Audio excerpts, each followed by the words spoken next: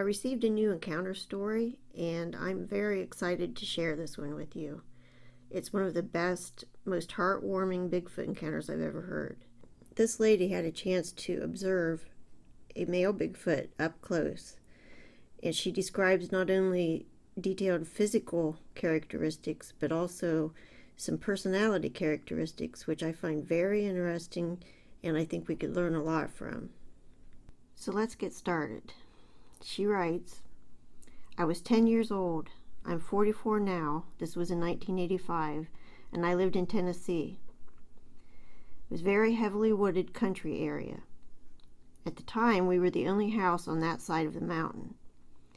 A family member, an older cousin, was not so nice to me, to say the least, so I would run into the woods and hide when he came after me. One evening, just before dark, I was running for a hiding spot in the woods. I came to a tree stump that was hollowed out and big enough for me to climb into.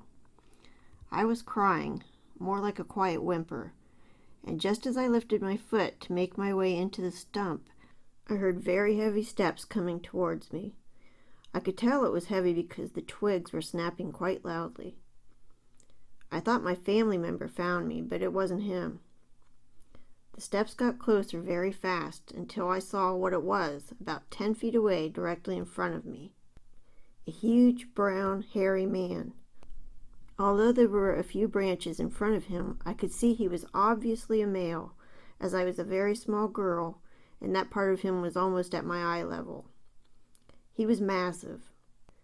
He stopped and looked me right in the eyes. He had intelligence in his expression. I could tell he was thinking, assessing the situation. I was petrified.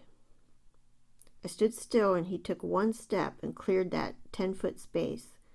He was so close I could have reached out and touched him.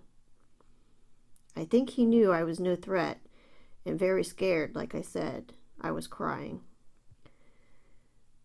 Then I heard steps coming not too far in the distance behind me. It was my cousin.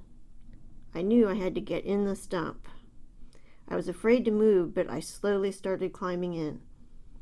It was weird. He seemed to know I was trying to hide from the approaching person. The whole time he just looked at me with a soft expression. He blinked his eyes and wrinkled his forehead as if to be figuring things out.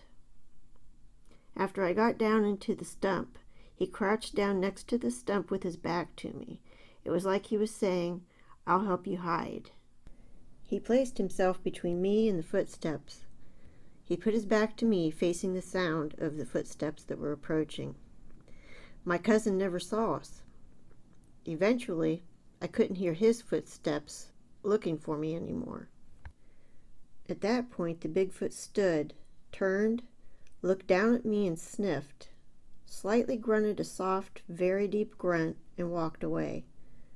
The grunt he let out was nice, like when we hug someone, we make that deep sound. I stayed in the stump for a few minutes, even though bugs were crawling all over me. When I didn't hear his steps anymore, I climbed out and made my way back home to my mother, feeling like I had just been protected by a Bigfoot. To describe him, he was covered in longish brown hair. His shoulders looked to be wider than I was tall. The hair on his face came in kind of close to his facial features. His skin was brown. His head had that dome-shaped top, but flatter toward the back. His eyes were dark brown, but I could see a bit of off-white around the iris. His eyes expressed like ours. His brow was very pronounced. His nose was wide. I could see the outline of his male parts, but no detail. I could see muscle definition under his hair, especially the areas where bits of sun was shining on him. When the sun hit him, it was coming from behind, so it made the halo effect on his hair, so I could see muscle definition in those places. His arms were long, and his hands came just about to his knees. His fingernails were dark brown, almost black. His hands looked like ours, with hair covering the backs. I only looked at his feet for a second, because I couldn't help but keep a bead on his face. It seemed to tell me everything. His feet were huge. He had 5 toes, but they were slightly curved to the inside. Only barely, though, not like a monkey.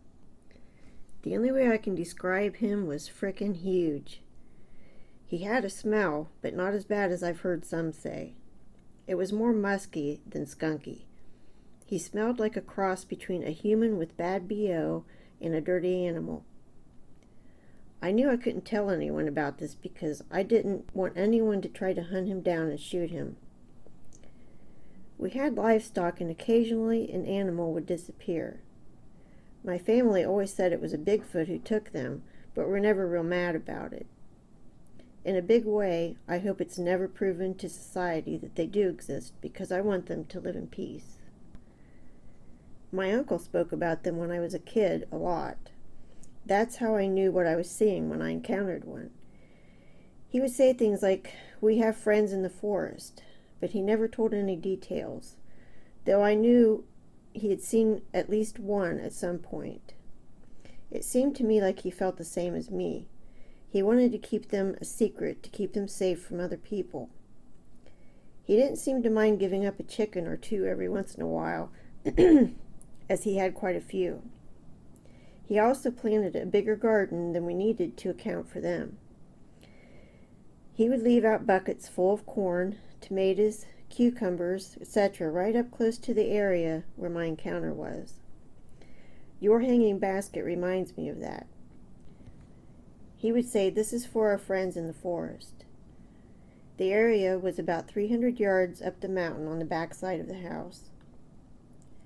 We did hear noises and calls, all the usual sounds that they make. But anyway, no real details on those vocals. You're the only person that I've ever told my encounter to.